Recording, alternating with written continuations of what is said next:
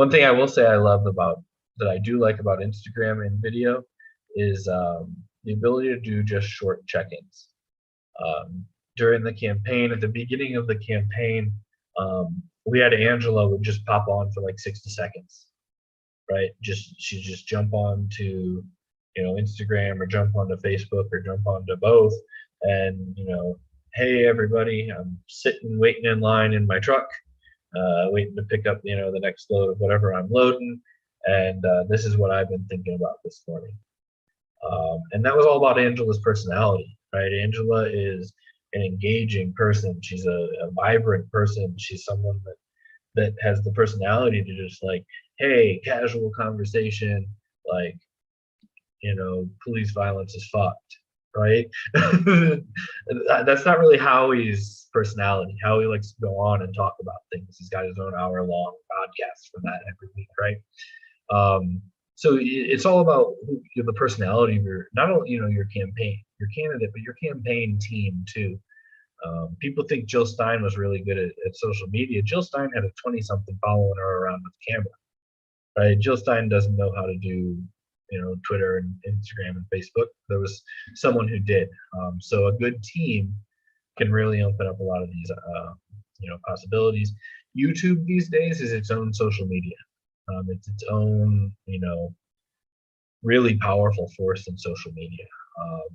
You can, this is on YouTube, right? We do our weekly podcast on YouTube. And then a lot of and YouTube provides a long-term space for your content, right? And it's really important that you can create evergreen content that will look good at any time. If people missed an event, you're doing a town hall, and you send an e-blast to everybody, in your list, and you say, here's the town hall, here's the information, here's the RSVP, right? And we want them to RSVP so we can get their contact information, so we can get their email, but we give them the information on just how to go that day too, right? And then the town hall happens, and we take our pictures, and we take our video, and we collect as many sign-ins as we can get, but then we send a follow-up e-blast that says, here's a video of it so you can watch the town hall and blah blah blah. And YouTube's a great home for that video, right?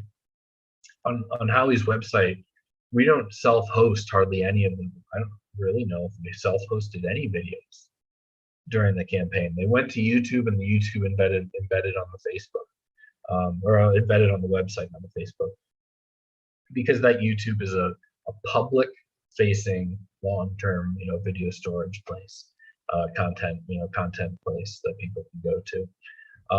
The other side of video and streaming is Twitch. I will say, at the beginning, I'd said, it's all about your capacity. Don't start something just to start something.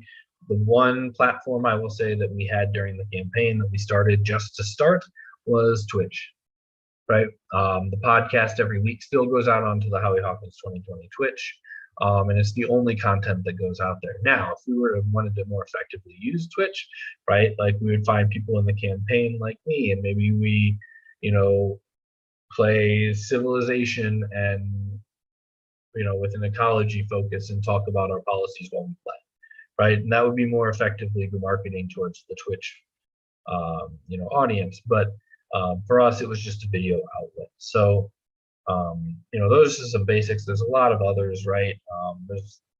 There's a constant movement to move to something different. Things like WeMe and Telegraph, and there's so many alternatives. I remember during Occupy, it was Diaspora, and they didn't have an algorithm. You saw everything. Everything that your friends posted, you saw it. They didn't filter any of it. And that was their big thing. And